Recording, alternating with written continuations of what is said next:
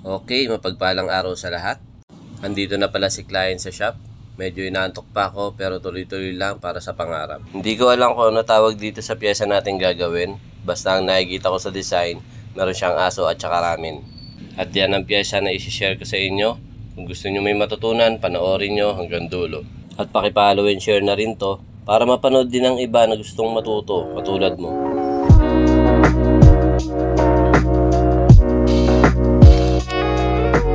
Siyempre bago ang lahat, linisan muna natin ang balat para sa design na ilalapat. Medyo matagal na proseso kaya i-forward muna natin. Medyo nagugutom na ako pero mamaya na ako kakain. Siya nga pala si Sir Patricio, parehas kaming taga Marikina. At ako naman si Nads Galarpe ng Nads Tutorial. At muli, sana masamahan nyo kami sa maiksing video na to. Tara, simulan na natin.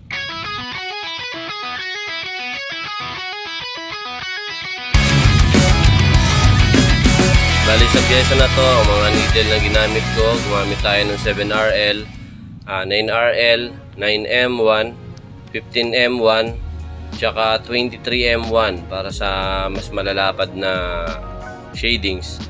Dito, 9RL halos lahat yung ginamit ko. Tapos yung maliliit na detail, yun yung ginamitan lang natin ng 7RL.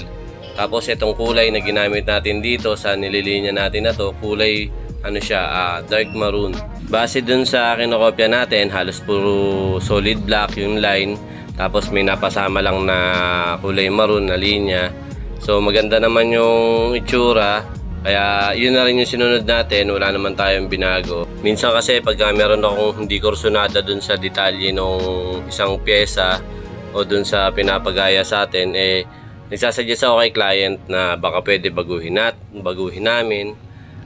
Palitan namin ng ganito, ibahin namin yung kulay, ganon. Kailangan nagsasuggest din tayo para medyo may iba naman dun sa mga ginagaya natin. So dito sa mga kulay na ginamit natin dito, gumamit tayo ng brown, gumamit tayo ng caramel, gumamit tayo ng yellow, orange, pink, ng gray, ng red. Yun po ay base sa kinokopya natin.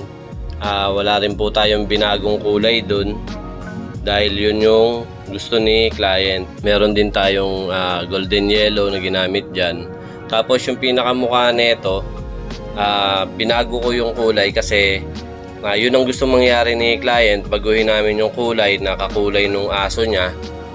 Yung kulay lang naman yung babaguhin kasi dun sa pinakakopyahan namin, ang kulay niya is kulay sienna, yung pinakakulay ng muka. Tapos may transition siya ng puti. So ang gagawin namin ngayon, magkukulay kami, gagawin namin black, tapos may kombinasyon siya ng caramel at saka ng dark gray. So yun lang yung binago natin, yung sa muka, yung kulay ng muka, kasi base na rin sa request ni client na igaya nga daw dun sa kulay nung aso niya. So dito magkukulay na tayo ng light color. Ayan po, gamit natin yung kulay golden yellow. Tapos mamaya magbi-mix tayo ng yellow, natural yellow, tapos golden yellow para sa magiging transition itong pinaka background niya.